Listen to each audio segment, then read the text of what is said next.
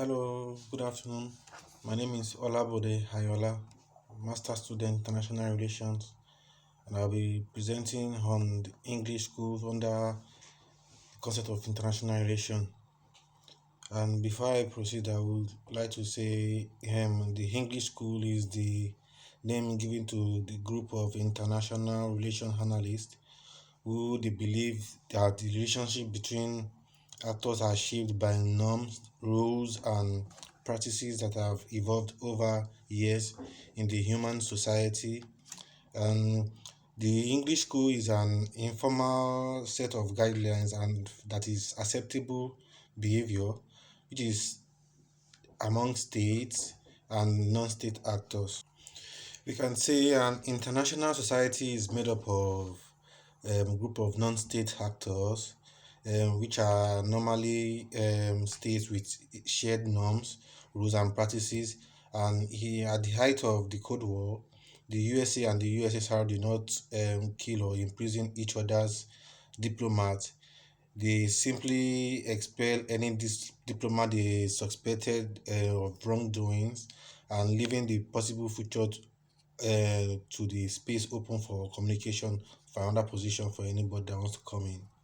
When we think of international society as something, we think like it's something comparative that is encouraging member states to behave towards each other.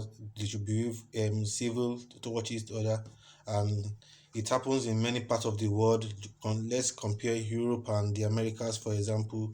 They have regional international societies that prohibit war as an acceptable political tool in all cases, except self-defense.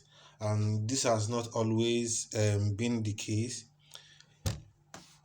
So when we use English school concept, it is possible to identify different types of institution across the world history, and some of these characteristics, cooperative and international societies, and some encourage competitiveness, even combat and their behavior.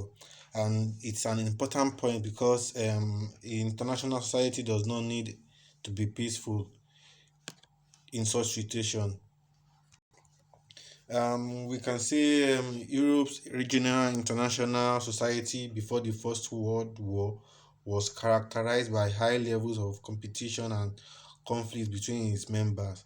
And the impact of the First World War on international relations is understood by members of this English school to consist mainly of institutional changes that make up international societies. And we can say since the end of the International World War, the Europe's society have kind of shaped itself gradually and adapt to the changes around and develop themselves as the general development of the world goes on. And this kind of development includes series of agreements associated with the EU and the OSCE, which is also associated with the European Union and other organizational society for cooperation. And in societies divided by materialism and nationalism, we can say war became an essential institution because when Italy and Germany returned to materialism after the First World War, it signaled a return to more combative and dangerous international society of the years which is before 1914. So this led to Second World War and even a more costly conflict in terms of both lives and property because lives were lost and properties were lost too.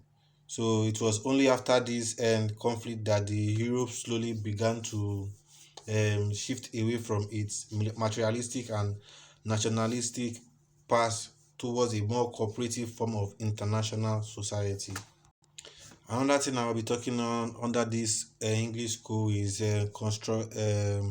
constructivism, which realists claim that anarchy leads to security dilemmas, which forces states to pursue self-help in order to ensure their survival. And this also includes the survival of the state and its citizens. And liberal asserts that rational states will recognize the futility of competition and build strong regimes. Constructivists argue that if states are rational actors, then they should always act in predictable way, either as self-helpers or liberal regime builders. And constructivism asks why these two theories arrive at such opposite conclusions about state behavior. So, according to social constructivism, international anarchy can manifest itself as a realist world of conflicting states, as a liberal world of cooperating states, or as some other form of society altogether. And realists chose not to accept them. Instead, they see international society as a liberal world of cooperating states or as form of other form of society. And if state sees its neighbors as sharing values similar to its own, it is likely to be more likely to pursue a peaceful relationship. Let's say that like for example in the EU, we can compare the relationship Poland has with Ukraine currently and other neighboring states compared because of the war that is going on between Ukraine and Russia. Poland is kind of helping Ukraine to harbor its citizens so that they can continue their lives, especially the young ones and those who are trying to escape the war to for survival.